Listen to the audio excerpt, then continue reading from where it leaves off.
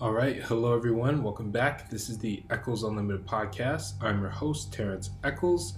And today is a very special day because I had my friend Clay Stark join me on the podcast this week. Clay is an incoming junior at Ohio University. He's the photo intern for the Cleveland Guardians. Clay has also had many experiences in both in professional and collegiate sports. We talk a lot about photography in this episode, so please, if you're interested in that, please check it out. And don't forget to subscribe, and don't forget to like this video. And everyone, please, because Clay's birthday, he just turned 21, or he's just about to turn 21, depending on what time you watch this. Please comment "Happy Birthday, Clay" below. All right, enjoy the podcast.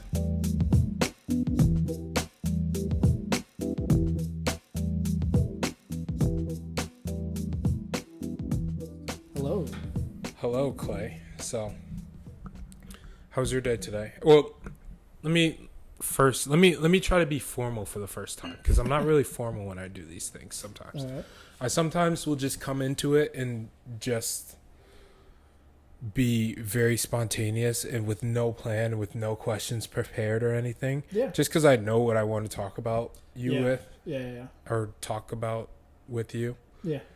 And let me just first start off by asking, and I know I just asked you about this 5 seconds ago off camera, what your experience has been like that has sort of led you to where you are today. I know you're only 20 or 21 soon, right? Yeah, 21. I will be 21 next Tuesday.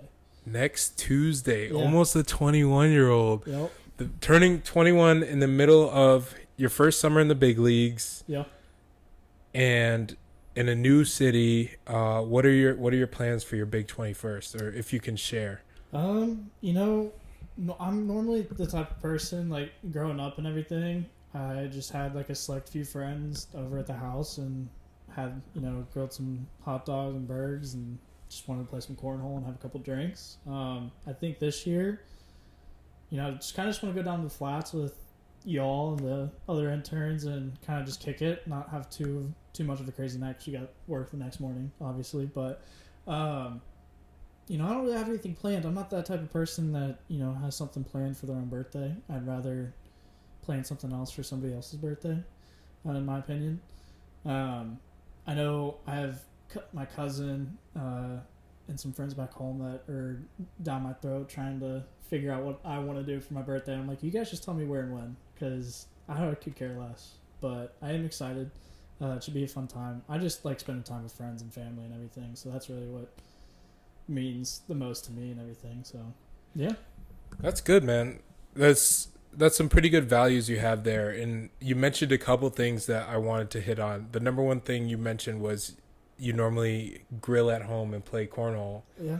Being a summer-born baby, that must be nice, being able to do stuff outside at your birthday. Oh, yeah. I growing up and everything, I don't think I had a birthday that was inside that I remember.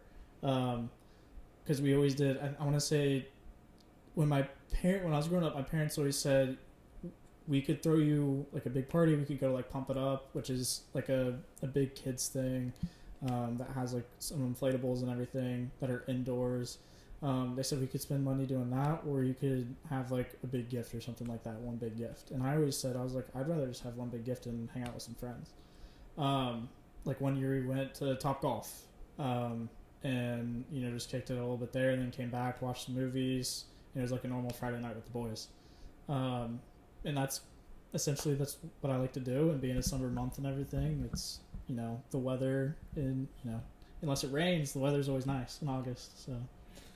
True. And I mean, you and I come from states that don't necessarily have the best weather. So it's always up in the air and you never know. But one thing you also said was you mentioned cornhole. Mm-hmm. And I unfortunately learned how good your cornhole game was a few weeks ago. Talk to me a little bit about that, just because I didn't realize how big of a thing cornhole was here. Oh yeah, it's big in the Midwest. Right. And I just remember senior year in our apartment. Mm-hmm. It's the middle of COVID. I was just dusting everyone. No one even had a shot. Yeah. No one came within 15 points of my team. It was ridiculous. Like I got my bags on the board every time. Yeah. I play with you, and I was getting bags on the board, but you were putting bags in the hole. So like, and then you explained to me like cornhole is like a thing here in Ohio. Mm-hmm. Yeah, it's pretty big here. I mean, growing up and everything, going to my dad's friend's house and everything, like there was always cornhole. Even if people weren't playing it, the boards were there, and everything. So, you know, so my parents are pretty young. I'm going to give you a little bit of background. So they're young for my age.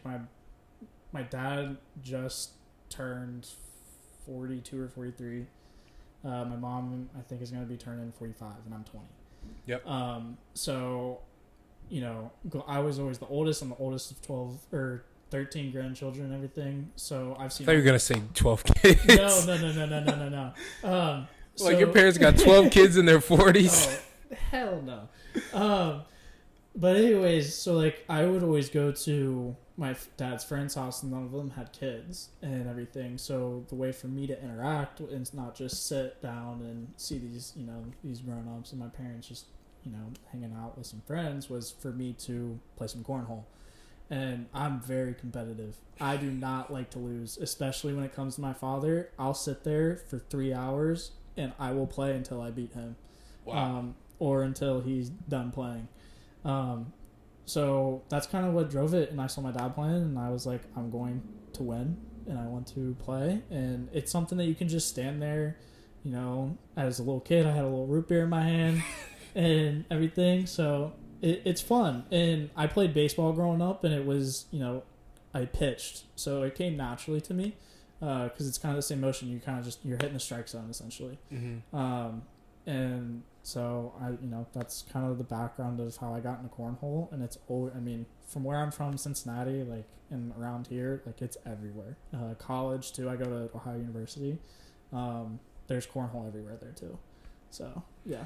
Yeah, man, I'm sure. And you mentioned that root beer. You're gonna graduate that root beer in a couple weeks, man. Oh yeah, you bet. I'm gonna get some spiked root beer. Spiked root beer. Okay, perfect. Oh, yeah.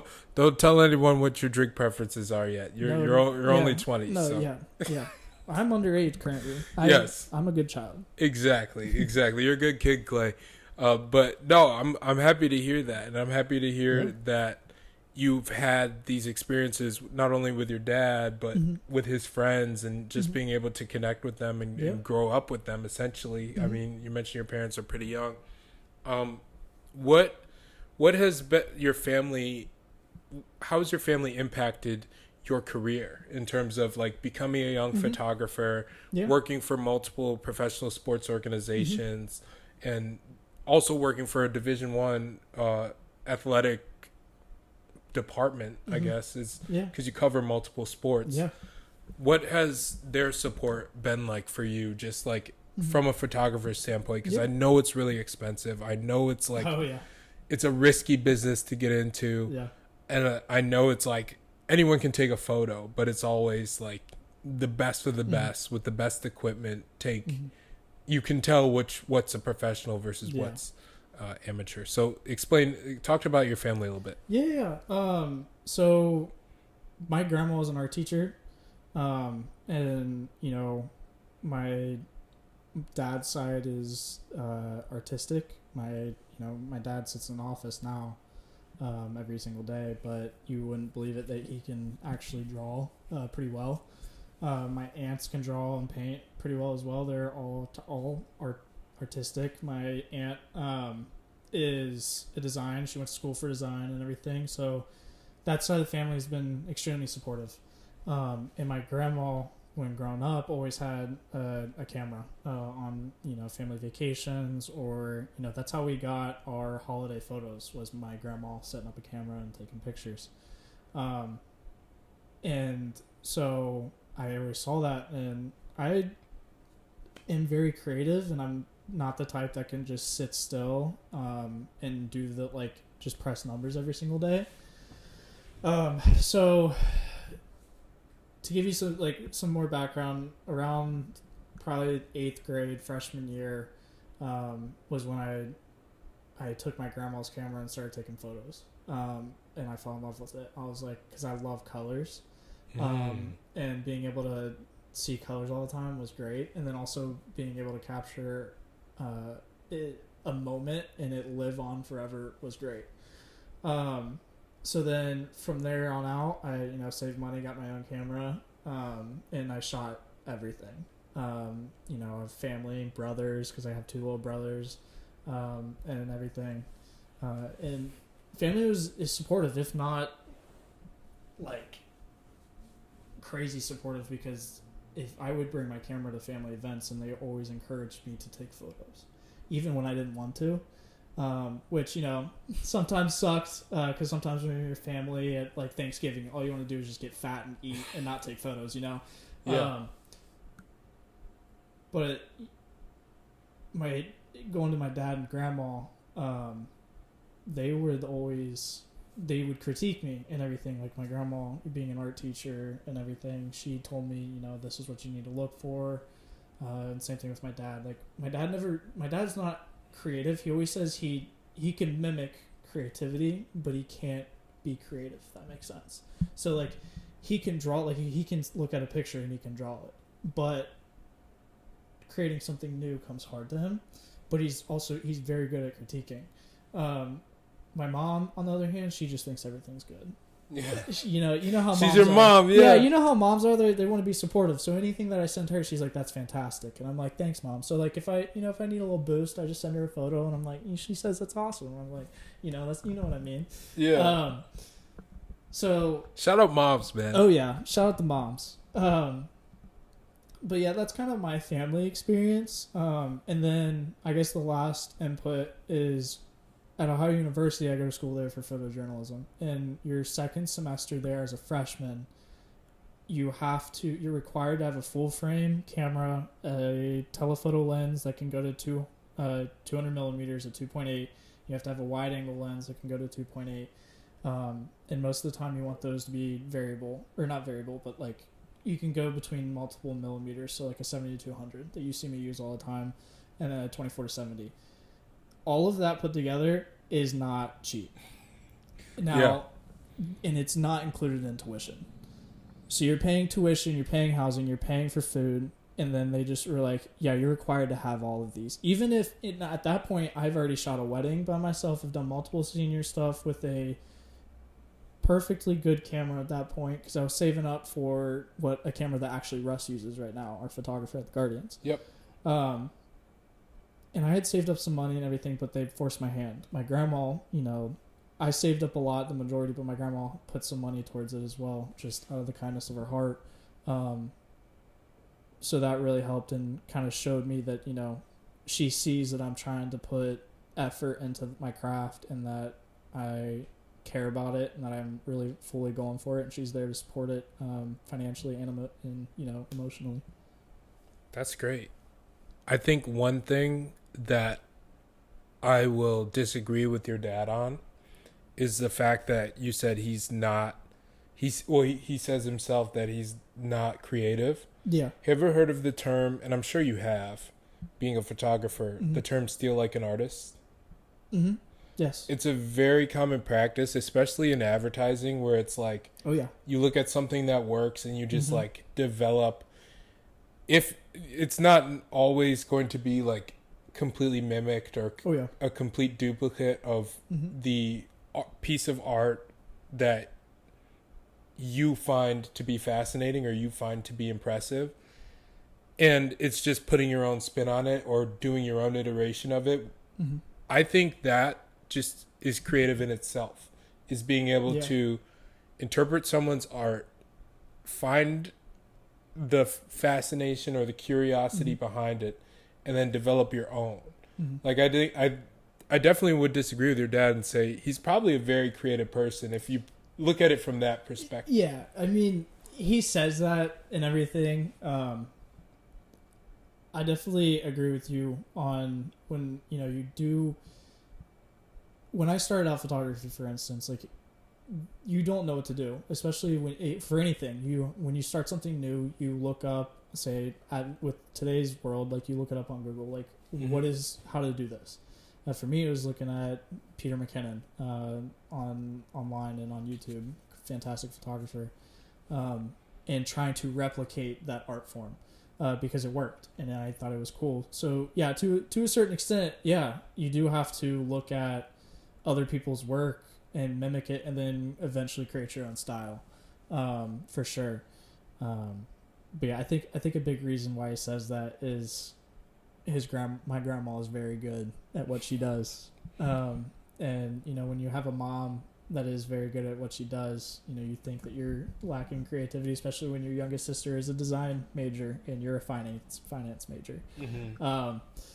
But I like to give him a lot of shit, but he's very creative, even if he doesn't think so, in different ways. Not necessarily in the art form, but when it comes to other things, he thinks outside the box like no other.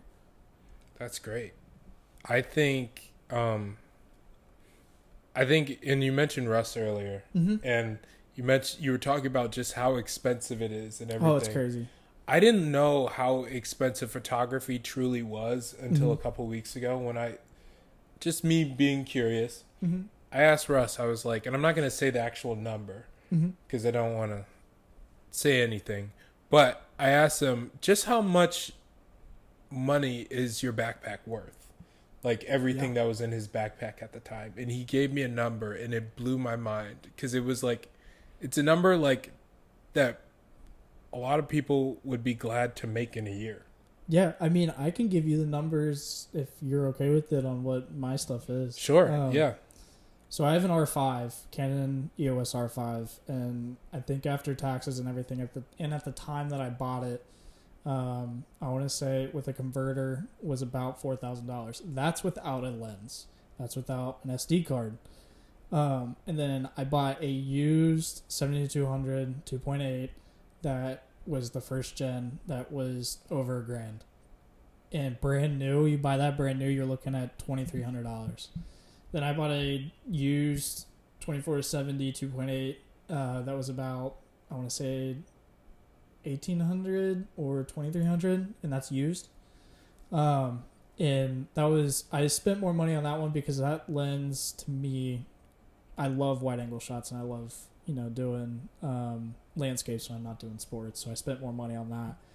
Now when it comes to bags, that's something that I hate about photography, is because it's just padding.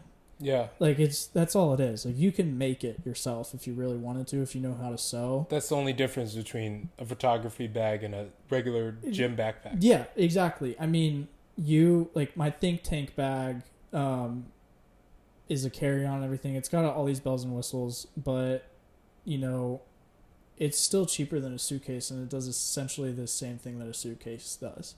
I bought it used for $180. That bag was worth $350. I bought it used because my mentor up in Columbus knew the owner, and I found the bag in his used store in the very, very back and everything.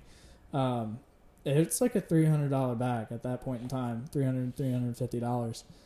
It's not cheap, and not at all.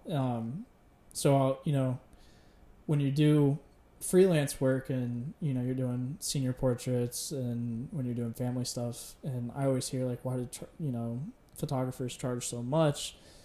They got to make a living on top of paying for their gear, and unlike lenses hold their value. Like I could right now sell my lens, as long as I keep it in the same condition that I got it, I could sell it for the exact same price that I bought it for. Gotcha. But the camera body itself is like buying a car. It depreciates the minute that you press that button. Really? Yes, okay. Because you have a shutter count, and a shutter count's how many times you take a photo. Yeah. So that's why we charge a lot, because if you want to keep up with the times and the new gear, I mean, it's like buying a car. I mean, you drive it off the lot, it depreciates. Yeah. So yeah. And in a lot of professions, people discuss barrier to entry. Mm-hmm. Like for an accountant, the barrier to entry is, okay, what's your Have you completed all your exams? Do you have the Mm-hmm. proper education? Do you have the proper training to be a basketball player? Barrier to entry. Are you 6'5" plus? Are you athletic? Can you shoot? Can you dribble? Can you pass? Can you Yeah. defend? For I don't know, a teacher. Mm-hmm. Are you smart? Are you good with kids? Mm-hmm. Like, those are the different barriers to entry. And when people talk about photography, it's like another thing. It's like I said earlier, it's like everyone can take a photo. Yeah. Would you say the barrier to entry for a lot of like people who want to get into professional photography Mm-hmm. is not only just like having a good eye, having a steady hand, all this stuff, but also just like willing to put forth the resources it requires? Because you explaining that makes me think like I don't ever want to get into like taking the level of photos that you take. That's way too expensive for someone like me who's like fine taking a picture with my iPhone of something. You know what I mean? Yeah. And what would you talk about in terms of like barriers to entry in the photography realm? Yeah, so, luckily in today's age and today's world, everybody has access to a camera via their phone. And, phones today, iPhones take ridiculously good photos if you know how to use it. And like you said, everybody can take a photo. So I guess getting into this space is very easy because you can take a photo with pretty much anything nowadays. But leveling up from there is like anything else. You have to put in the work and you have to put in the dedication. And when you're talking, we'll put sports photography aside because that's a different beast and we'll get to that. But like if you're doing portraiture and stuff like that, entry level cameras can get it done if you know how to use it. It's just like using, I'm going to use a baseball reference, but you can use a used bat. It's not going to have the same pop, but you can still be a good hitter just hitting singles. You're not going to hit doubles because it doesn't have the pop, even if you say, hypothetical situation, say it's got like zero pop and it's like hitting with a brick. Mm-hmm. Like, as long as you get on base, like it works and you can do well. And that's the same thing with photography. I always tell people, like, when they ask, how do I get into this? It's so expensive. And I'm like, just start off small. Start off using your phone. That's exactly what I did. Borrowed, somebody's camera for a little bit, see how you like it. Look into budget cameras and then start making money with those budget cameras. Everybody's going to want a photo at some point in their life. And especially family. Family will throw you $20 to get, take their family photos. Because you're still cheaper than, a professional photographer at that point in time. And it's family. Family always wants to help you out. And then from there on out, like, it's just like anything. You have to put in the work. You have to save up some money. And when it comes to portraiture stuff, like, you can get away with some, I'm going to use the word average gear. Yep. But, at the end of the day, you can. Like, I did a whole wedding and family portraits and everything on a crop sensor camera that was, I want to say I bought it used for $750, which, it still sounds expensive and everything, but, if you have a job that's paying right now with minimum wage, you save up money, you can buy that at the end of the summer, and you just get a lens that's probably not great, but it still takes good photos, and you just learn how to use that camera and everything. And you can save up and start money with a little bit and everything. Now, when it comes to sports photography, that's a different beast because the entry to get into sports photography is way higher. Because like you said, like the stuff that Russ and I use is thousands of dollars. Like the 400mm lens that photographers use on football sidelines, baseball, soccer, anything like that, that's huge. That doesn't zoom in or out. It is set at one focal length, and it's that big, and brand new is $12,000. My car is 10% of that. That's so crazy. Probably less. Like, actually, I could sell my car right now for probably $2,000. Yeah. And that won't even buy me a brand new camera that I want. So, but the sad reality is like you can't zoom, like you can't get the quality of photos in sports with a kit lens and stuff like that. you can get the same action shot, but it's not going to look as good. You can you could put the best sports photographer in the world with a kit lens, and you could put the same, an average photographer, and they'll get the same exact shot, but the quality is going to be different, and that's where it comes. The barrier of entry in sports is just it's money at that point. Like it is what it is, because you're not going to be able to zoom in all the way to get that running back breaching through the O line or the D line with a kit lens, and you can get good quality photos, and you can work on your craft on how to compose an image. But when it comes to the quality and what people are looking for, that's when it comes to that's when it comes to money. Yeah. In the sports world and in the portrait world and everything, or the commercial world. But the commercial world, you have full range. You can do whatever you want. You can control the scenario. Sports, you can't. Mm-hmm. And like I said, you can't zoom in. Like you just need the gear, and that's the sad reality of sports stuff. And it's an investment. I know there's the Cincinnati Reds photographer Emily Chen. She's helped me out so much. But, shout out Emily. Oh yeah, shout out Emily. She is one of the best photographers that I've ever seen, and she's been an avenue of teaching me some. I wouldn't be here today without her. And I remember she told me that she, I won't disclose a whole bunch, but she at one point in time got a 400 while in school, and she had to sacrifice some certain things, and it's an investment. But look at where she's at now. She's the first official team photographer for the Cincinnati Reds ever. Wow. So it's an investment, but if you're willing to put $12,000 down, it's kind of hard. Just a small little investment. It's kind of hard not to. If you put $12,000 down, you better be serious on what you're doing. If not, you just have shitloads of money, and and I don't understand it. Yeah, exactly. So I guess that's the long answer to that question. Yeah, and I think I appreciate it, of course, and I think people are going to appreciate it because it gives them a better understanding of what photographers have to go through, and maybe the sacrifices they have to make, and the investments they have to make, and I think it will develop a new appreciation for photographers, because have you ever dealt with people just being like, oh, he's just out here taking pictures? Like, I definitely have.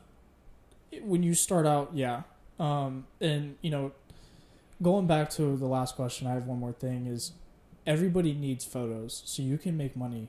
Like, for instance, anything that you see online is a photo. Yep. And you don't need this. I work for League Photos, and they take photo. Like, my boss there has a camera that is worth $6,000. He doesn't use it for his studio work for his other job, because the other camera that's worth less gets the job done perfectly fine. So you can, there's ways to get around it. You just got to be smart with it, and do some research and put in the work. Now, remind me, what was the question you just asked? Because I went back to the previous one. Sorry. Yeah. What was the question I just asked? Something about just taking. Do you ever just get in a scenario where people are asking why you take photos? Like it's probably something you might have to deal with. Just people just looking at your profession and looking at what you choose to do and being like, oh, you're just taking photos. It's like, what do you normally respond with? Like, how would you explain to them the importance of what you're doing? Oh, okay. Yeah. So I've gotten a lot of crap from my hometown friends in a loving manner, for the most part, because I'm the artsy kid in the group. Like I brought my camera everywhere. I take photos of them. And I think up until last year, to be honest, it was when they stopped making those jokes, because they realized I was taking photos of professional athletes, and I was walking onto the field at Ohio State as a 19-year-old. Yeah. And they were like, I'm in a college dorm pressing numbers. And I'm like, yeah, well, I put in the work. Yeah. But my normal answer, like when I was first starting out, It is awkward at first because everybody. I mean, if you have a camera, you have a target. Yeah. Because everybody's like, "What is he doing? What's he taking a photograph of?" And especially in today's world, like everybody, they see a camera, laser point to you. Yeah. My normal response is I'm just I'm just taking photos. Yeah. See what comes out. It's what I like to do. If you don't want your photo taken, that comes to a different topic of conversation. Nowadays, when they ask me what I do and what I'm taking photos of, I just tell them what I'm taking photos of, and they're like, "Oh, that's cool," or "Okay," and then walk away. Or I tell them, that I'm a photojournalist and I, specialize in sports photojournalism. But, starting out, it's weird because you don't really know the answer to that question. Because I didn't think I was going to be where I was starting out. And, it seems like a dumb answer, but I just told people, I was like, I just enjoy taking photos. Like, and that could be the kid in me. Like, I just like taking photos. Yeah. So there's no real complicated answer to that. Except, you can get deeper into like when people ask like, why are you taking photos? I guess because then it depends on what job you're doing and stuff like that. But when I first started out, I was just like, bro, I just like taking photos. Yeah. Like I enjoy catching the moments of my buddies doing stupid crap. Like. And, like I said, up until probably about a year ago, those jokes stopped. Yeah. And now they they like it when I bring my camera because we all look back onto it. Like my buddy that I was telling you about that just got back from Iraq, we threw him the kind of like a going away party last summer before he went for a year in the Middle East. And I brought a little point and shoot crappy camera. And, at first they were a little hesitant. And everything, but it was kind of like The Hangover. Like we all looked at it afterwards. Yeah. These photos will never see the light of day, but they all loved it, Yeah. And that's kind of the sad reality when it comes to photography. Is there's going to be luckily today's world, it's getting people are with social media and everything. People understand it more, but it's hard to like people don't really understand the value until they see the product. Yes. If that makes sense. Yes. Like, I can't tell you how many times where like people have been skeptical, especially because of my age. Yeah. And they're like, "Oh, you're just taking photos and everything," but then when they see the product, they're like, "Oh, that's dope." Yeah. And I'm like, "Yeah, it is." I'm like, "That is dope," and that until you get to a certain point in your career in photography, those things slowly go away, but they never really go away. Because again, I always go back to if you have a camera in hand, there's a target on you. Because not everybody likes their photo taken, and you can catch some people in some pretty bad moments. Oh, certainly. And one thing that I will say is you have made my life personally, just in my job, so much easier because you're someone that I can always rely on. If you're at one of our events or something, I know, oh, Clay's here. Great. We're going to get great photos. You know what you're shooting because you've grown up playing baseball your entire life. Yeah. And we're going to get a quick turnaround. Yeah, I appreciate that, man. That's awesome to hear. I go back to like people are always skeptical of people taking photos until they see the end result. And I encourage people out there is if you get your photo taken and you really like it, show your appreciation to that photographer, because I guarantee you most of the time when people start off with photography, they do it for free. I can't tell you how many times I've done free stuff. And I mean, think about it in a sports thing. Like when you see your highlight reel, you're like, oh shit, that is dope. Yeah. And when you tell somebody that made that highlight reel, that put in the time and effort to do it, and you really appreciate it, that's awesome. Like, I love taking photos to get reactions out of people. That's a reason that I love taking photos of you, because I know, for one, I know you appreciate it, and two, like, I enjoy seeing you smile at taking a photo and everything. Yeah. Hey, man, I'm never going to pass up on a chance to get my photo taken, bro. You know, every time I see it, it's like, oh, what up, Clay? I do my signature pose, man. Oh, yeah. So no, I love it, and I love the work that you do, and that's why I do try to give you your props and tell everyone you're a 10 out of 10. I appreciate it. Same things to you, man. Thank you, and I think what makes it so cool in the end of the day is just how much like you're able to see yourself grow, like you were talking about with your buddies, like just how much you could see yourself like grow through your photos. You're able to just tell a story just by taking a photo. And I guess when I really realized that you were an exceptional person, an exceptional photographer, is one of your first weekends when you moved here, or your first weeks when you moved here full time. We were at the mall getting those photos of we were doing a community event. Yeah. We were at the mall, and we had certain limitations as for how you could take the photos. And the photos that came out of that event with one of our players were phenomenal. Like, you wouldn't have been able to tell, like, there were certain restrictions that you were dealt with, which were pretty hard to deal with. Yeah. So, that's part of it. Sometimes you have restrictions that you are met with in anything. But when you're taking photographs of something, you have restrictions of what you can and cannot photograph in a big crowd. You really got to get creative and play with some angles, play with some light, play with cropping and post-processing and editing and everything. But at the end of the day, like, you're there to tell a story. You're there to capture the event. And that's you just gotta get creative, and that's the part of my job that I really like, is on a day-to-day basis. Like, you never know, like, there's repetition, but you have to problem solve on a day-to-day basis, because in photojournalism you're not allowed to manipulate the scene. With the nature of being a sports photojournalist, there are times where you're doing commercial work and you can. But when you're capturing an event like that, for instance, at the mall, like, I'm there to document what's going on.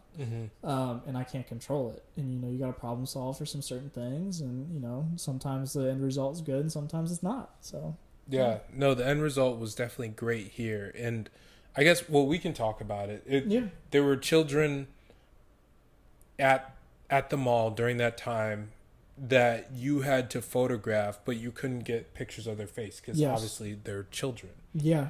So it was just such a difficult thing, because here we are at an event for children and you can't even take a picture of the child. Yeah. So you were just tasked with something that was so difficult, and the photos that came out of it, the posts that came out of it, the things we were able to do. That's one of the events I'm probably most proud of, just because of what came out of that event. Yeah, I appreciate it. And, when taking photos, like, you're always told, especially when I go to school, is you have to get faces. Yeah. And in that scenario, I wasn't allowed to get faces. So how do you tell a story about an event and capture the kids in this instance? They're there and enjoying the event, and it's a community thing, without getting their faces. I remember taking photos of them using their hands, because hands are a big thing in photography, especially when telling a story, because we use hands on every single day. You try going throughout your life without using your hands. You don't. No, it's sucks. Very, very hard, and it sucks. Yeah. So there's a lot that can be told with just hands. And especially little kids' hands. Like, what's a little kid's hand and what's not. So you clearly can tell that there's children there. Their shoes, the way that they act, the way, the things that they're playing with. And, you can... I was taking photos from the nose down. And you can tell that they're children without seeing their face. And in this instance, it came out with a unique story and some unique photos, and I grew from it, because I've only had to do that, I think, one other time, but not with such a big event. Yeah. A lot at stake. Yeah, and I like the challenge. It was fun, because it made me really think outside the box on how to tell the the story of the event and those kids being there without showing their faces. Yeah, and Another thing that I just thought of is like, how is it like when you say in this scenario specifically, like I remember when I was a kid, I loved being in front of cameras. Like I just loved Oh yeah. being the center of attention, Mm-hmm. being, and eventually you grow out of it, and Yeah. that's a phase you go through. Mm-hmm. Like you want to be, especially growing up watching shows like Hannah Montana and all that stuff. You're like, oh man, I want to be famous. Yeah. That looks pretty cool. Like Oh, yeah. iCarly, you're like, Oh my man, gosh. she's popping. Oh, yeah. Like I want to be just like her. I want to be in front of a camera. I want to be famous, dog. And it's probably hard because they're like, oh, this guy's here. He's taking photos. Yeah. Let me get in front, show my little peace sign, Oh yeah. show my personality. Mm-hmm. And you're like, you can't really like tell them like, oh no, I can take your photo, but I just can't get your face. Like, Yeah. how does that work? And I know it probably happens with adults as well. Like there's certain things you Yeah. can or cannot get. Like there may be like a logo you can't have in a shot or a certain thing you can't have in a shot. And you're taking someone's photo and you have to explain to them like, I can't take it like that. Yeah. It varies on the situation. Like when it comes to logo stuff, like you just have to position yourself in a certain place. In this unique situation with not being able to photograph, the kids' faces and everything, you kind of have to con them a little bit because, you're like, they do want to be in front of the camera. And being a photographer, you have to have a level of ethics, and you have power. Like, and a lot of people don't realize that and don't think about that. Like, I have the power to embarrass people, ruin people's career if I really want to. It's serious. Like, and I have to take classes on it in school. Yeah. Because we do have that power. In this instance, like if a kid came up to me, I would indulge in what they want. They want their photo taken, but that photo will never see the light of day. Mm-hmm. It's deleted and everything. And then they really, they get comfortable with you being around, and everything. So they're like, I've had this same photo. I mean, think about it. When you're a little kid, you get your photo taken for 5 minutes. You're like, all right, I'm done. Yeah. Like, I got some cool photos. I was in front of the camera, and now I'm done. Right. So in this, like, I got my photos, and now I'm done. He's just around. So that was one, tip that I tell people, like, that I would tell people is, sometimes you have to encourage people in what they're not allowed to, or what you're not allowed to do to get what you need done. Yeah. In this scenario, not everything's like that. And then you have to be a fly on the wall and get really creative. Like, I was bending around walls, shooting through different, cracks, holes, clothes. And luckily that I grew up with two little brothers that are still children to this day. Mm-hmm. And I was a Ninja Warrior coach at one point in my life. Wow. I coached diving for a little bit, so I've had the experience when it comes to little kids. And yeah, that's kind of how I dealt with that situation. And yeah, I mean, you sometimes just have to trick people to get what you need. That's the sad reality of it. Yeah. Hey man, that kind of makes sense. And I like how you brought up the fact that you would take a photo just to like please them and make them feel like, oh, you're in front of the camera. Yeah. Then you delete it. It's like my dad, before I started shaving, I'm like, Dad, I want to be like you. I want to start shaving. He'd put shaving cream on my face and then he'd wipe it off with a cloth. Because if you put a razor on a little kid's face, you're bleeding all over the place. And it's like just playing into that facade just to like make them feel like they're involved. Or like when you hand, I'm sure you probably have dealt with this. You're playing a video game. You hand your little brother the controller and it's not plugged in. Or it's not on. Oh, yeah. You're not touching my game. What you mean? You're 5 years old. Get out of here. Exactly. And they think they're doing something. Oh, yeah. So, and I get that. That's pretty cool. But like, all right, how annoying is it when dealing with adults in this profession? Because I'm sure, like, especially when you're tasked with something like taking photographs of fans at Progressive Field for an MLB game, they're like, oh, hey, kid in the white hat, come take my photo. Yeah. I mean, that's definitely a big challenge, especially when you're photographing fans that are at an event that is supposed to be uplifting and very energetic. Yeah. And the nature of the game is, it's a lot of we sell beer. And when people are under the influence, they like their photo taken. Yeah.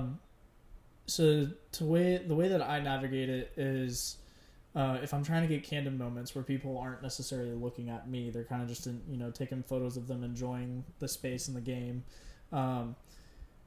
You use different lenses so you can zoom in and stuff like that. But if I'm confronted of like I want my photo taken, again, you kind of just indulge them and you take their photo once or twice, and then they know you're there, for instance, but they're not looking at you because you've already done what they need or what they want, for instance. That's one way to go about it. Another way is like if they're really adamant about it, you show them the photo. I don't always do this because they're always like they want the photo, and I can't necessarily do that for 20 plus fans or 20,000 plus fans. Yeah. And then sometimes you just have to have some hard conversations. Like I can't tell you, like I'm tasked with getting some new updated logos and fans, for instance, like with the Guardians logo and not the Indians logo. Yeah. And I've had some not so luckily around here we have had some nice fans, but I've had a fan or two that is pretty adamant of me wanting to take their photo, and I'll indulge them, for instance, but if they want me to keep taking their photo, I'm like, I have a job to do, and you're also wearing Indians gear. Yeah, like you can't have the chief we're not the Indians. Yeah. Like that's the reason I'm not taking your photo. Like if you want to come back with Guardians gear, or just neutral gear. Or neutral gear, like I'll take your photo, but I'm here for marketing reasons at this point. So yeah, again, it varies on the situation. Family portraits and weddings are a different breed. Don't even get me started on weddings. Yeah. You need to learn. You need to be sociable, and you also need to learn, like, how to navigate a conversation and lead them during the right, to the right direction. My default is I'll take a photo. I'll show you that, like, there's so many people that don't believe me that I don't take photos. Like, I just point the camera. I'm like, why would I not do that? Yeah. Like, why would I point the camera at you and not take the photo? Like, that just doesn't make sense to me. Yeah. So, like, I take the photo, show them, walk away. Like, because at that point in time, like, they just wanted their photo taken. That's all they wanted. Yeah. They didn't want you to, like, send it to them or anything? Or no. You just can't because... Well, yeah. It's too much. And, at the end of the day, like, my go-to is just indulge them. Mm-hmm. But again, I always go back to you don't have to use it. It's up to you. Yeah. And everything. And that's the easiest and simplest way to not get confrontational. Is, with fans, I don't really get confrontational. In other scenarios like street photography, that's when you can run into some issues and you just indulge it and walk away. And sadly, in some other instances, you got to get confrontational. But again, like, you can always just delete a photo. Yeah. Like, you don't have to use it. Yeah. And that's, the simplest way that I go about it, in most cases. Yeah. And, I mean, I think that's good that you at least indulge them. And so trying to keep from the confrontations, especially... Yeah. It'd be one thing, like you said, in street photography, but it's like, this is your place of work. Like, exactly. How would that look? Getting in a bunch of different arguments just with people based on, like, their photo preferences and whatnot. Yeah, exactly. Like, and luckily with the baseball atmosphere, like, the majority of the time, they're not going to care what they look like. They just want their photo taken because they're having a good time. They're drunk. Yeah, for the most part. So, yeah, with the world of photography... You run into so many different scenarios, so many different types of people. It's why I love it. You meet photography brings you to some crazy places and some crazy experiences. And there's a billion different scenarios that, could have a billion different answers. But with my line of work, that's, my answer to that question. Hey man, that's awesome. Let's switch gears a little bit. Yeah. I feel like we've been talking about photos. Like, you've been giving free game. Like, you're giving me a lot of insights into, like, the world of photos, which, like, we've been sitting in the same office probably 5 feet away from each other for, the past 3 months. Yeah. And I'm learning more today just about what you you do professionally than I have in these past 3 months. But I guess something that I do enjoy about our office dynamic is we don't necessarily always talk about work in the office. Oh yeah, and we get to talk about some of our other interests, some of the things we're working on, talking about family stuff. Like, it's a great positive place to be. And what has your experience been like, just working in the Guardians organization, and then being with the Clippers before this, and seeing a lot of the guys who you were with last year just come up to the Guardians and do great things? Yeah. It's been great. The majority has been awesome. I do like mentioning about the office dynamic. I probably do the most far-fetched thing out of all of us that has zero relation to what anybody else does. I'm more of a service to you guys than me working with you, if that makes sense. I love it though. Like, I come in there, dab you up, have a good time, chat it up and everything, and I enjoy that because it makes me work better, because I'm the type of person that, I've got ADHD, and I get distracted very, very easily. And luckily, photography is one of those things where I can lock in real quick, but I need a break every now and then. And with the office dynamic there, we can all chat it up, have a good time, get some work done, obviously. And we're all great interns. I think everybody there is the best of the best. And I mean that. And it's been great, coming from when we're talking about work-wise, like doing my actual job and everything, coming up from the Clippers, seeing those players come up here, was low-key a proud dad moment, because you're seeing them work their absolute ass off in the minors, and to be honest, minor league games, you do have those diehard fans, but at the end of the day, Thursdays are when you see corporate people come in just because on their lunch break they don't want to work, they don't care that who's playing or anything. So watching those players come up was awesome, and then coming up here, it made it feel more like home and more comfortable, because I was I'm used to photographing Gabriel, I'm used to photographing Oscar, I'm used to photographing Tyler Freeman and Will Brennan and everything, and they've seen me as well. I could see it click when Gabriel saw me. For the first time here, I was he's seen me before. He got called up too? Yeah. I mean, that's what the Guardians, when I got the offer letter, they sent me a graphic saying, "You've been called up." Oh, really? And I posted that. I was like, hell yeah, I have been, because I felt like I was going up with these players. And it's been great. I love what I do. I wouldn't change it for the world. I don't care. Obviously money, you do have to survive, but if I'm living comfortably, I don't need the craziest, house. I don't need to go on a crazy vacation or anything. I just like the atmosphere that baseball provides and sports in general provide. And, that's my true love, is I love being in there and capturing those moments and everything. And Cord and Austin have been great. When it came to the interview process, it took a while, but I applied back in November of 2022. Wow. And it's before I even applied. Yeah, I applied back in November, and they on the application said I was supposed to start around spring training time, if not earlier. And being a kid, I'm 20 years old. I just finished my sophomore year. I was applying during my sophomore year, and sports internships, especially this one, require you to be there full season.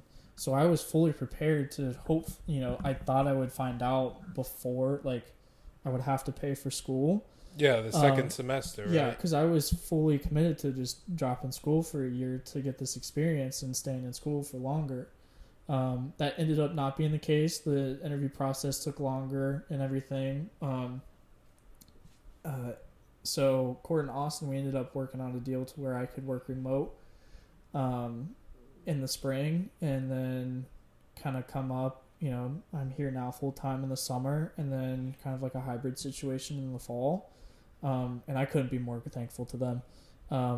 Because again, being a 20-year-old, this is a dream. I've had classmates of mine, they're asking how'd you pull this off? And I'm I don't know, to be honest. I was just rolling with the punches. I just put my head down and worked hard. but I have an enormous thanks to them because I wouldn't be here, obviously, if they didn't hire me. And they, they came to, I remember when getting the email from them, like, hey, we want to talk to you again. But it's not, it's not your normal thing. And I was just like, oh, shoot. I was like, yeah, I'm not getting the job.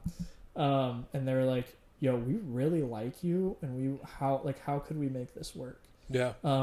And, I had the balls to say, I'm not coming up because I've already paid for school. And the interview process took longer. But if you have a summer thing, I'd love to do it. Or a hybrid situation, I'd love to do it. And they took it. They were like, we love this idea. Like, we've never done it before. It's the first time they've done it. I don't think they've ever hired, like, in this position an undergrad before. No. So being the first undergrad is kind of wild. And enormous thanks. And the Curtis and the whole staff it's been great. Yeah. And I guess one of the things that they said when they first hired you was they were like, yeah, we hired this kid. He's still in college. He was far and away the best, I was about to say prospect. He was far and away the most qualified for this position. Mm-hmm. So it's like we had to give it to him. And I heard that. I was like, oh, well, he must be good then. And then you show up and you start working. And I'm like, all right, I get it. Yeah. I see the Clay hype. The Clay hype. And yeah, that's the funny thing about photography, especially because like you could have taken an entire semester off, worked this internship, and probably part of the next semester, and you just go back to school, or like at that point, it's like, well, do you need school or whatnot? And there's no, I'm sure there's no description on job descriptions for a lot of photography jobs. There's no bachelor's degree required, as for most comms position, most marketing positions. It's like bachelor's degree required. So yeah, that's a tough decision. And I mean, you stuck to what you believed in and what you wanted to do. And, things don't always work out the way we planned. And the fact that they made that exception too, just shows is a further testament of the Guardians organization. Oh yeah. Just because like, they didn't have to do that. They could have just been like, all right, that's fine. He was the best person. He can't come. We'll just go with number 2. But no, Guardians want the best. They get the best, and they do whatever it takes. And I mean, it's a true, just testament to what we do here. I mean, if you look at it, like, look at once I got hired, like, I was getting emails and everything. We're the youngest team in baseball. Yeah. In last postseason, everybody was saying the kids are back because we're the youngest team in baseball, because they invested in young talent and they saw the hardworking young people and they took a leap for that. Yeah. I mean, for instance, look at Will Brennan. Like, that man he's the man. I love Will Brennan. He was putting in the work when he came up here, and he's young. Yeah. I mean, look at Oscar. He just got his GED this year. Yeah. Like, Oscar's a year older than me. Yeah, like that's crazy. It's crazy, and RES is younger than me. Yeah, it's crazy, and I like to think like that same mentality has gone throughout the entire organization, and not just baseball ops. It's gone through up to hiring me. Like, they took a leap on an incoming junior. Yeah. That had just turned 20. At that point in time, like, it's the organization's great, and I like how open-minded they are when it comes to that stuff. And I wouldn't change it for the world. So yeah, I mean, this has been the best experience of my life, just working here, and it's been great. What do you do when you're not taking photographs? Like, what are some of your interests outside of that? Yeah, so it's kind of like a loaded question. Sorry about that. No worries at all. The big reason why it's a loaded question is my girlfriend about a month ago said, Clay, you need to find a freaking hobby because all you do is talk about work and photos. Yeah. So I guess I'll give you the long answer. Photos was a hobby for me. Yeah. And I somehow turned it into a job. Yeah. And so, I see. Yeah. So like, I love what I do. Yeah. But I have found some other things. You know, I love going to the gym. I love being active. You know, when I'm some heavy lifting, Clay. Oh yeah, the heavy lifting. Love the heavy. Oh yeah. So you know, hanging out with friends is good. I want to golf more. I live back at home on a golf course. And you know, during COVID, my dad and I would walk 9 during COVID. Oh, nice. Yeah. And you wouldn't play. You just walk. we would play, but you know, we don't have golf carts because it was shut down because of COVID. It was shut down because of COVID, so we would have to walk the bags. Jeez. So I love, you know, and as a little kid, I loved playing golf. But you know, I couldn't hit the broadside of the barn in baseball, so I stopped playing golf. So I had my bat, you know, my baseball swing. Yeah. So I've been in and out of it. I'd love to get more into that. So anytime I can go to the range, I went to the range twice this past weekend. Oh, really? Nice. Yeah, with some buddies and everything. You know, playing video games, Rainbow Six Siege, such a good game. And then, you know, let's see. I just like being around people. Like, I'm happy to be on. Like, I just love hanging around people and being with friends and everything. That's pretty. Like, again, I need to find a freaking hobby. You know, it's kind of a blessing and a curse. Like, I'm 20 years old and I'm working for a Major League Baseball team, and so you know, I'm bound to just talk about work and photos. But I think, you know, over the past month, I've been really trying to figure out what I like and some hobbies and stuff. Yeah. So if you have any suggestions, I'm here to, you know, I'm here. Playing sports though. I guess playing sports for one is a hobby. I played soccer at OU. Not for the actual team. Yeah. Obviously, I'm not that good. But I played for intramurals. Yeah. And everything. Play softball with my dad when I'm back home, whenever I can do that. You know, I would, once I reach the age and everything and I have the time, I'd love to coach. I taught pitching lessons last summer and I freaking loved it. So I guess I would love to, you know, have that be a hobby once I'm not traveling, you know, all the time. I currently have 3 different homes. Yeah. So, you know, and I'd love to travel as a hobby as well. Yeah. My girlfriend and I, you know, that's one thing that we've said is we want to travel. So, you know, I guess that's the very longish answer to that question. Yeah. Not really an answer because I don't really have a hobby, sadly. I'm still trying to figure that out right now. You have plenty of time. So you have plenty of time. Yeah. Are you sound a bit we've never talked about this. You sound like you're an extrovert. Yeah, so I'm definitely an extrovert for the majority and everything. But you know, I get overstimulated with my ADHD and everything, so I have to wind down. But you know, I was talking to my buddy the other day. I told him I don't think I could ever live alone or not near friends. Just because like I'm a sociable person, like I could sit even with my girlfriend or with my buddies, like I could sit in the same room. Like my emotional like state will naturally be happier just being around people, even if we aren't talking. Like it's weird. I always go back to for instance, wolves travel in packs. Yeah. So like I feel like I have a wolf mentality. Yeah, dude. Yeah, you do. Oh yeah. So I got that dog in me.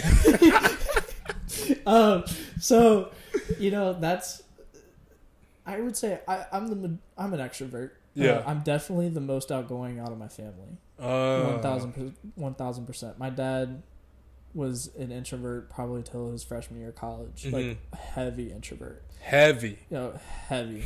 And then my mom, she likes to think that she's not, you know, an introvert. She could live in a cabin for the rest of her life and not see another human being. And really? Be happy. Yeah. Oh, yeah. Interesting. Oh, yeah. And then we got Lucas, the smallest one of the family. You know, he's shy and everything. And then we got Lincoln. Lincoln's a wild card, man. I have no clue what that he's going to turn out. He's going to pull, though, when he's up. Really? Oh, yeah. He's a good-looking kid? Yeah. Hey, pull. Man. If he's anything like his brother, man. I appreciate it. But, yeah, you know, I like being around people. I like enjoying, company. I hate hosting though. That's one thing. I hate hosting. I don't want to clean it up. I'll help. If I make the mess at somebody's place, I'll clean it up. Yeah. But I don't want to clean up 8,000 people's place in my house. I want to go back to my house and fall asleep after I've had a long night. Yep. So yeah, I would go to my cousins at OU and just sit on our couch playing with their cat while they're doing homework. Really? Yeah, I just like being around people. It's weird. Huh. It's very weird. That's pretty cool. Yeah. That's pretty cool. It's funny how you mentioned you're like, I could never live alone or away from friends. And here I am literally living alone 2 states away from all my friends. And it's like, you and me both, dude. It's weird. It's been an adjustment. Like, it's been a crazy adjustment because I do live with people, but I wouldn't necessarily call them my friends because we're all just interns here for like 3 months. Mm-hmm. But it's weird. And, for me, like, I'm not shy to talk about mental health. Like, it's been a toll on mental health for me. Mm-hmm. Again, with also my age and everything, like, it's the first time I've ever lived by myself, like, fully. Right. Like, yeah. Because, like, in a dorm, you're, at school, like, you're living by yourself, but you're not really living by yourself.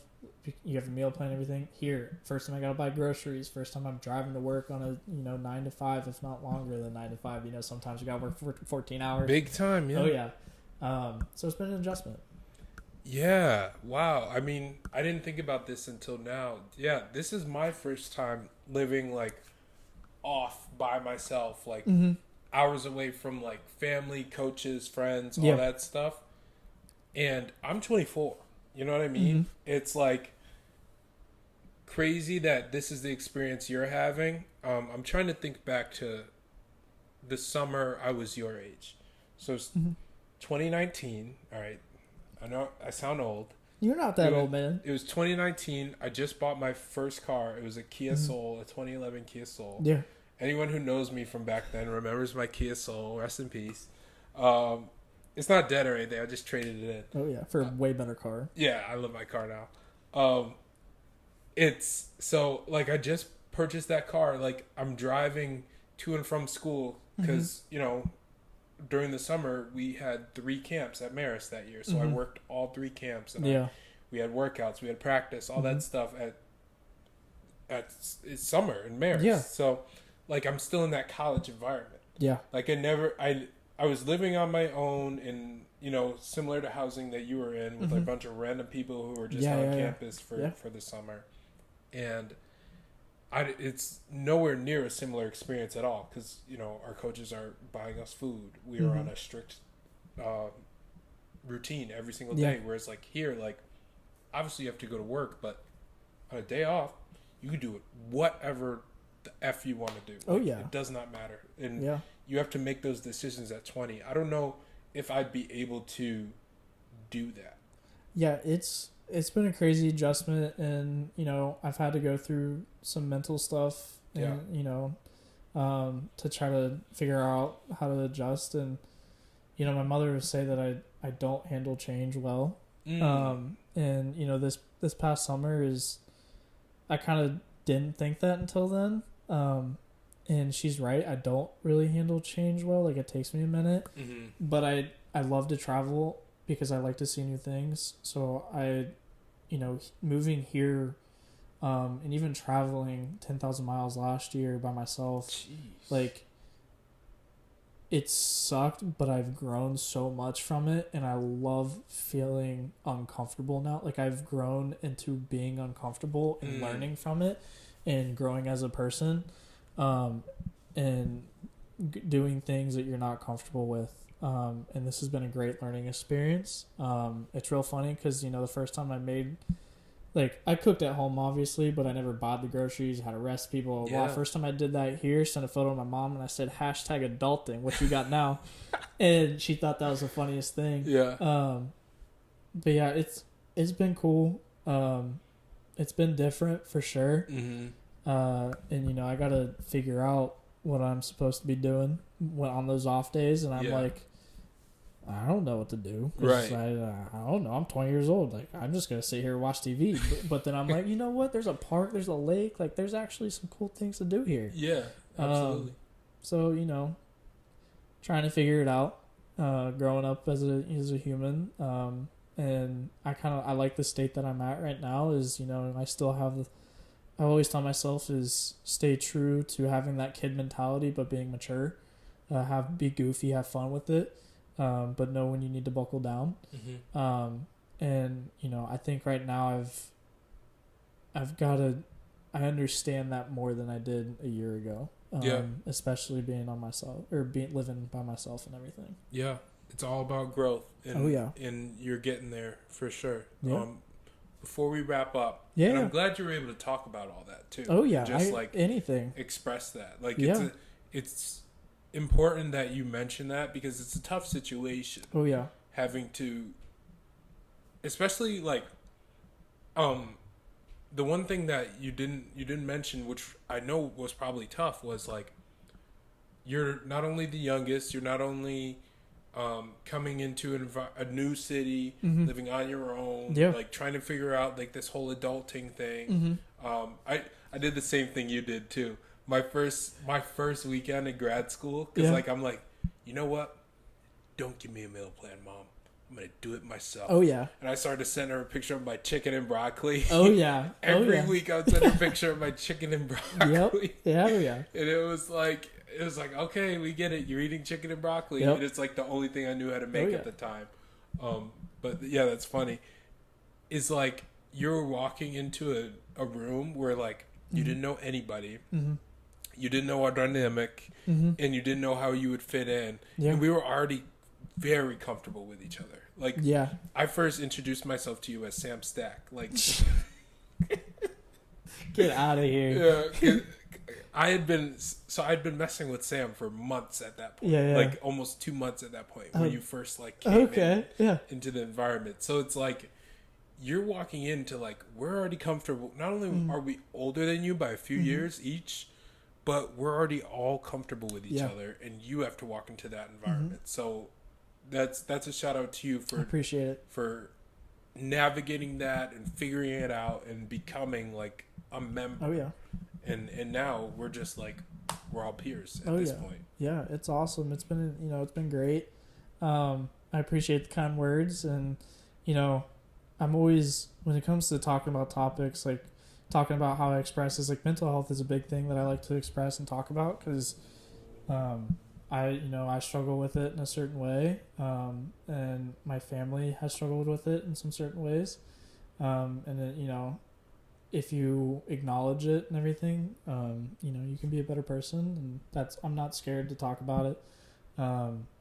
And yeah, I remember that day I walked in there and you're like, I'm Sam Stack. I'm like, get out of here. No, you're not. You think I didn't do my research? You're Terrence Echols. Get out of here. Man. Echols Unlimited. Yeah. You're on my monopod. It's freaking great. Yeah. The other day, somebody asked me, "Is that Terrence on there?" And I was like, "Hell yeah, it is." Just gotta shout out the homie. Yeah, dude. Free advertising for the podcast. I appreciate you for that. Last question. Yeah. Before we wrap it up, it's something I ask a lot of people, and it's something that I think you could really help people by answering this. Is like, just like, what's one piece of advice you've received that you've used throughout your journey as a photographer? Mm-hmm. Or what's one thing you would give to like a young photographer who wants to be a photojournalist in sports, who wants to reach the heights that you've reached and the heights you're going to reach one day? It's what's one thing you would probably say to just like give them a piece of advice? Well, I'll say two things, because if you put two of these together, you can get a long way and learn a lot. One is, do not be scared to reach out and get critique from other photographers. Even if they're not skilled in what you want to do, they still have some insight that you can learn from.